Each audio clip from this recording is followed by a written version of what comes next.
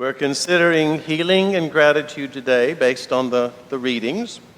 So I think we can get a really good insight if we go back to 1981.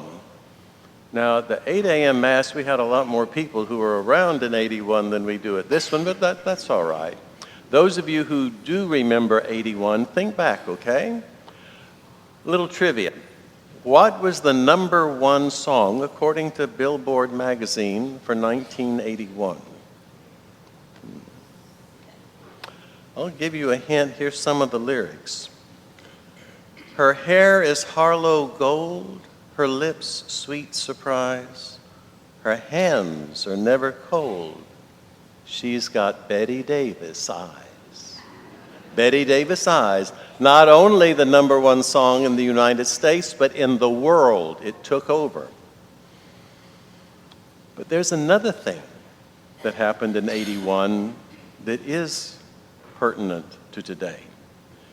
For the very first time ever, the Centers for Disease Control, the CDC in Washington, issued a statement mentioning a disease called AIDS. They hadn't talked about it before at all. The medical community had been talking about it. There was speculation about it. It wasn't real big yet.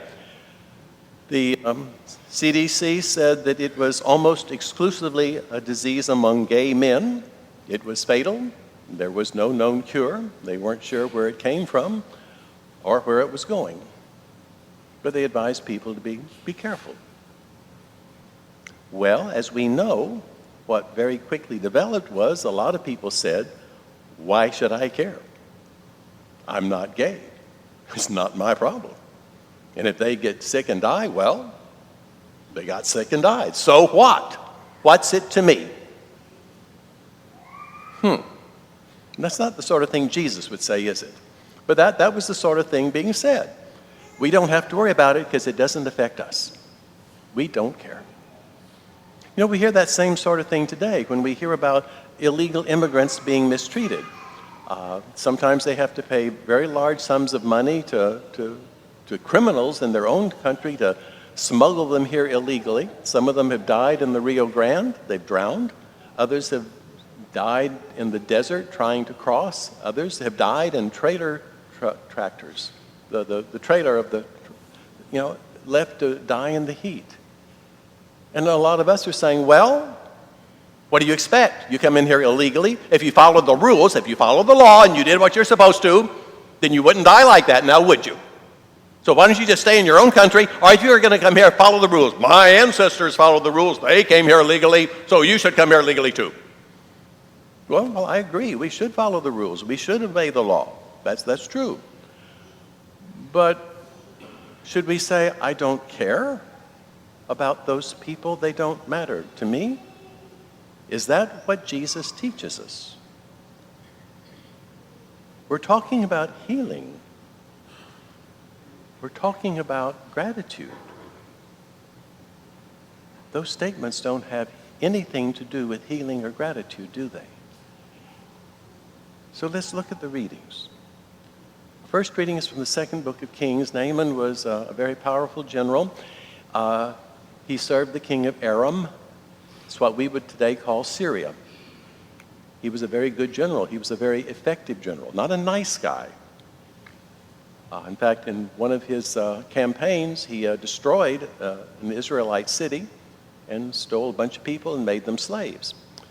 One of them he gave to his wife, a little girl, to be her slave. Naaman developed leprosy. Now we know that in Israel, leprosy was considered a curse from God. If you have leprosy, well, serves you right. God's punishing you.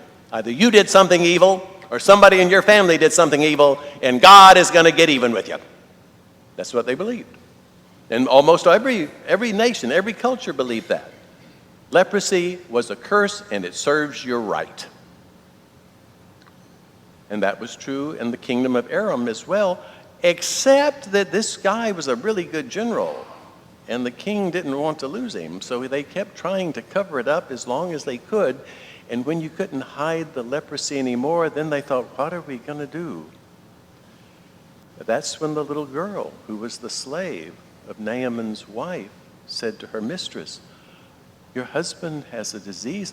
In my country, we have people who can cure him. If he just goes to our country, he'll be cured." So she told her husband. Her husband went to the king and said, "I'm told in Israel they can cure me." So the king of Aram sent a letter to the king of Israel. "Dear king, I am sending my general to you for you to heal him. Have a nice day." The king of Israel read that letter and started whining and crying and running in circles and, "Oh, what am I going to do? I can't heal anybody. This guy is just looking for an excuse to invade our country." You know, kind of like the Russians in Ukraine. Any old excuse will do so long as it sounds half decent. Okay, he's going to say I didn't heal his guy, so now he's going to come and conquer us. And he's just peeing all over himself in fear. That's how brave and smart and holy he was. Elisha, the prophet, whom the king didn't really believe in anyway, here's what's going on. He says, "Send him to me. Let him come and send him to me. That way he and you will know that there is a prophet of the Lord in this country." And that's what happened. Naaman arrived. He went to Elisha. Elisha said, "Go plunge into the Jordan River 7 times and you'll be healed." Well, Naaman didn't find that amusing. He thought, "You phony." He was really upset. And he was probably going to do the sort of thing that generals do when they're upset. But his staff was with him and they said, "General, what do you have to lose? You've come all this distance. You've got a disease that's killing you. What harm will it do to jump in the Jordan 7 times?" So he did.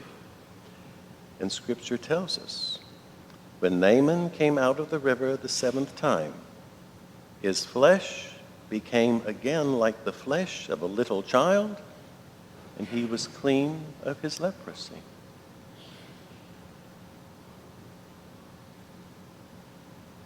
It's amazing. And then Naaman said, "Now I know that there is no God in all the earth except